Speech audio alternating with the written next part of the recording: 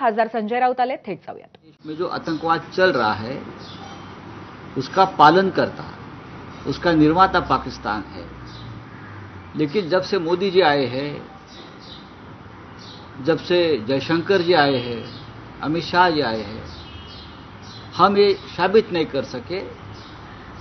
और आज United nation में एक सिक्योरिटी काउंसिल का महत्वपूर्ण पद पाकिस्तान को दिया गया. व्हाइट हाउस में पाकिस्तान के आर्मी चीफ को खाने को बुलाया जाता है, मेजबानी को बुलाया जाता है, पार्टी को बुलाया जाता है. बहुत से राष्ट्र जो है वो पाकिस्तान के साथ खड़े हो गए ऑपरेशन सिंदूर के बाद. और अब तक भारत के चाहे विदेश मंत्रालय हो, चाहे डिफेंस मंत्रालय हो, अब तक उसके ऊपर एक शब्द नहीं बोल पा रहे. पूछना चाहिए मोदी जी ने, इतनी बड़ी छातियां उनकी 56 इंच की. ट्रंप से सवाल करना चाहिए, ये क्या चल रहा है हिंदुस्तान के साथ, आप कौन सी नौटंकी कर रहे हो.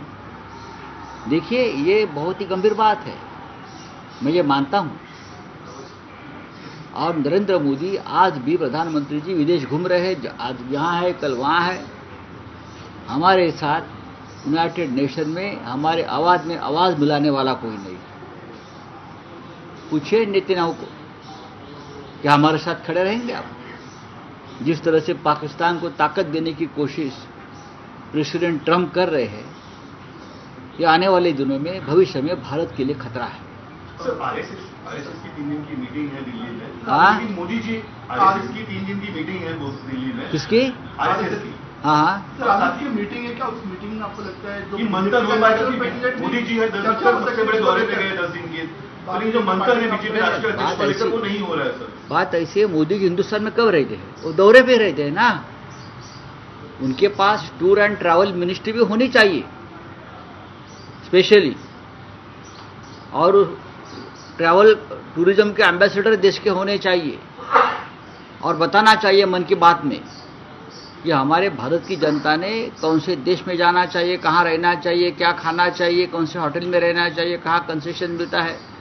मोदी जी देश में है कहाँ? महाराष्ट्र में 3 महीने में 1000 किसानों की आत्महत्या हो गई है. कि मोदी जी को मालूम है? अब तक पहलगांव के जो हत्यारे हैं, टेररिस्ट है 4, उसको हम ढूंढ नहीं पा रहे हैं. क्या ये मोदी जी को पता है? आप बताइए. एयर इंडिया पूरी तरह से खत्म हो चुकी. अहमदाबाद में जो प्लेन क्रैश हो गया, उसके बारे में क्या हो गया उसका हम पता नहीं कर पा रहे. और मोदी जी विदेश में घूम रहे हैं, प्रधानमंत्री जी. ये देश की हालत है. तो बीजेपी के जो राष्ट्रीय अध्यक्ष है उसके चयन नहीं हो पा रही, आरएसएस से मुलाकात नहीं हो रही मोदी जी को. किस तरीके से देखते हैं बैठक में? आपको लगता है सर कि इसको भी लेकर चर्चा होगी आमने सामने? अभी मैं क्या बोल सकता हूँ आरएसएस के अंदर क्या चर्चा होगी, क्या नहीं होनी चाहिए, ये मैं कैसे बता सकता हूँ. आरएसएस और भारतीय जनता पार्टी भाई भाई है. अब 2 भाइयों में क्या होने वाला है अंदर मालूम नहीं. अब भाई भाई में झगड़ा भी होता है ना. अब लगता है कि बीजेपी और आरएसएस में कुछ चल रहा है अंदर. लेकिन अगर आरएसएस अगर मन में लाता है तो बीजेपी को सबक सिखा सकते हैं. क्योंकि आज जो बीजेपी आपको दिख रही है वो तो आरएसएस के कार्यकर्ता की ताकत के ऊपर इतनी जीत मिले उनको. बोलिए, आपका क्या है? राऊत साहेब, बोला. महाराष्ट्रातला बहुचर्चित विषय 5 तारखेला होणारा मराठी विजय मेळावा, काय तयारी सुरू आहे ठाकरे गटाकडूनही आणि मनसेकडूनही? कारण समन्वयामध्ये तुम्ही आहात. काय नेमकी रूपरेषा आणि काय 5 तारखेचा जो मेळावा आहे त्याला आता फार कमी दिवस राहिले आहेत. आज बुधवार आहे आणि शनिवारी मेळावा आहे. दोन्ही बाजूनं पूर्ण तयारी सुरू आहे. आत्ता या क्षणी आमचे सहकारी शिवसेनेचे नेते अनिल परब आणि मनसेचे नेते हे जिथे प्रत्यक्ष कार्यक्रम आहे डोम सभागृहामध्ये आत्ता जाऊन ते पाहणी करत आहेत. त्यानंतर पुढल्या 2 दिवसामध्ये प्रत्यक्ष व्यासपीठावरची आणि गर्दी क्राऊड मॅनेजमेंट ज्याला म्हणतो त्या संदर्भातली तयारी केली जाईल. आमंत्रण तर आम्ही दिलंय लोकांना खुल्या पद्धतीनं. कोणाला घरी जाऊन आम्ही आमंत्रण देणार नाही, कोणी असतील. आणि काल शिवसेना पक्षप्रमुख उद्धव ठाकरे आणि मनसे प्रमुख राज ठाकरे या दोघांनी एकत्रित आवाहन केलेलं आहे की तुम्ही या जल्लोषात सामील व्हा मराठी माणसाला. कारण हिंदी सक्तीचा जो निर्णय मागे घेतला तो मराठी माणसाचा विजय आहे, त्यांच्या एकजुटीचा विजय आहे.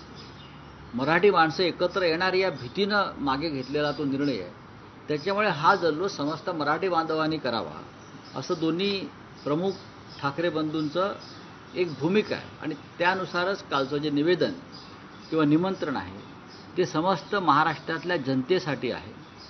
आणि राजकीय पक्ष, जात, धर्म याचा विचार न करता त्या सोहळ्यात सगळ्यांनी उपस्थित राहावं अशी आमची भूमिका आहे. पण राऊतसाहेब, ठाकरे बंधूंव्यतिरिक्त आणखी कोणते राजकीय मोठे नेते या मेळाव्याला उपस्थित राहू शकतात? मग हा राजकीय मेळावा नाही. सगळ्यात आधी तुम्हाला मी सांगतो, काल रात्री माझं मनसे प्रमुखांशी बोलणं झालं. मग शिवसेना पक्षप्रमुखांशी माझी चर्चा झाली. आमचं सगळ्यांच्याशी म्हणणं आहे की हा राजकीय मेळावा नाही. मान अपमान, सन्मान, मानापमान बरं का, हा विषय इथे येत नाही. आम्ही सगळ्यांना आमंत्रित केलेलं आहे जाहीरपणे. त्यामध्ये कोण कोण आहे? नाही, सगळ्यांना म्हणजे आता ज्यांना तिथे उपस्थित राहायचं त्यांचं तिकडे नक्कीच स्वागत केलं जाईल. पण असं आहे की प्रत्येकाला यायचं, किती जणांचं आम्ही घरी जाऊन आमंत्रण देणार मला सांगा. हजारोच्या संख्येनं लोक तिकडे जमतील. जे कोणी प्रमुख नेते येऊ इच्छित आहेत ते आमच्याशी संपर्क साधतात, त्यांची व्यवस्था तिकडे केली जाईल पूर्णपणे. त्यांच्या स्वागताची केली जाईल. त्यांच्या आगमन प्रसंगी ते कुठे बसतील, काय करतील, ही सगळी व्यवस्था आम्ही करतोय. पण अगदी कमी वेळ असल्यामुळे प्रत्येकाला व्यक्तिशः आमंत्रण देणं सोपं नाही. त्याच्यामुळे हेच आमंत्रण, ठाकरे बंधूंचं हेच आमंत्रण स्वीकारून सर्व मराठी माणसानं, मराठी नेत्यांनी तिकडे उपस्थित राहावं ही आमची भूमिका आहे.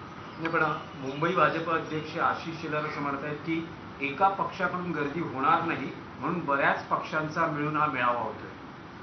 त्यांना काय म्हणायचं आहे ते म्हणू द्या.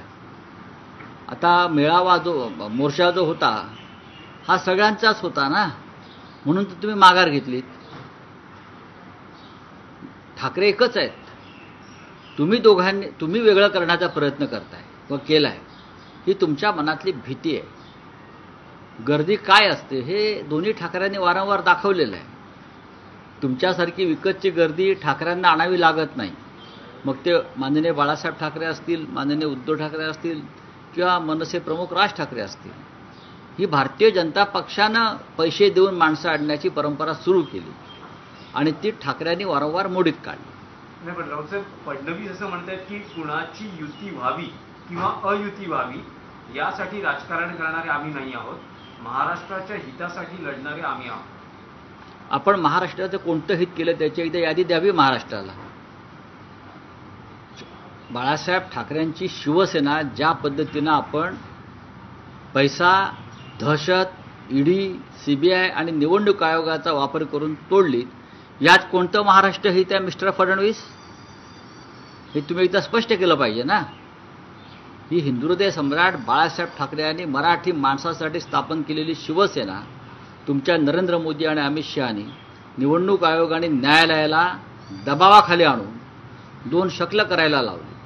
शरद पवारांचा राष्ट्रवादी काँग्रेस पक्ष हा सुद्धा महाराष्ट्र धर्म मानणारा एक पक्ष होता, त्याचे तुम्ही लचके तोडले. यात जर महाराष्ट्र हित असेल तर महाराष्ट्र हिताची व्याख्या बदलावी लागेल. राऊतसाहेब, आज राज्य सरकारनं नवा GR आणलेला आहे ज्यात समितीचे प्रमुख म्हणून डॉक्टर नरेंद्र जाधव यांची घोषणा केली गेलेली आहे. 2 मागचे GR रद्द करून जो हिंदी भाषा सक्ती किंवा त्रिभाषा सूत्राचा जो एकूण निर्णय आहे किंवा त्या बाबतीतली ती जी समिती असेल जो अभ्यास करेल आणि त्यानंतर 3 महिन्यात आपला अहवाल सादर करेल. म्हणजे अजूनही समिती स्थापन करणं आणि त्यावर निर्णय येणं हे सुरू आहे. हा फडणवीसांचा आवडता छंद आहे. समित्या खेळणं, ठराव खेळणं, मग डराव करणं. हा भारतीय जनता पक्षाचा, खास करून देवेंद्र फडणवीस यांचा SIT स्थापन करणं आणि त्या SITच्या माध्यमातून काहीही न करणं हा त्यांचा एक छंद आहे. हा त्यांचा खेळ आहे. त्यांचा वेळ जात नाही. नरेंद्र जाधव हे अर्थतज्ञ नक्कीच आहेत. ते रिझर्व्ह बँकेत होते. शालेय शिक्षणासंदर्भात एक लेखक आहेत. शालेय शिक्षणासंदर्भात एक वेगळी समिती यापेक्षा स्थापन करता आली असती पण त्या समितीची आता गरज नाही. एकदा आम्ही ठरवलंय त्रिभाषा सूत्र स्वीकारणार नाही. नाही म्हणजे नाही. हे माननीय उद्धव ठाकरे यांनी सुद्धा ठणकावलंय आणि मनसे प्रमुख. तर खासदार संजय राऊत बोलत होते आणि ठाकरे गटाचे खासदार संजय राऊत यांनी मुख्यमंत्र्यांना पत्र लिहिल्याचं त्यांनी सांगितलंय. संजय राऊत यांनी सुनील शेळकेंच्या विरोधामध्ये फडणवीसांकडे तक्रार केली आहे. देवेंद्र फडणवीसजी, काय सुरू आहे महाराष्ट्रात? थांबवा ही लूटमार, अशा पद्धतीचं या पत्रामध्ये उल्लेख करण्यात आलेला आहे. सुनील शेळके यांनी उत्खनन केलेल्या क्षेत्रामधील हजारो कोटींची रॉयल्टी बुडवली आहे असा राऊतांचा आरोप आहे. राज्य शासनाची हजारो कोटींची रॉयल्टी बुडवून सरकारची फसवणूक केल्याचा आरोप खासदार संजय राऊतांनी केलाय.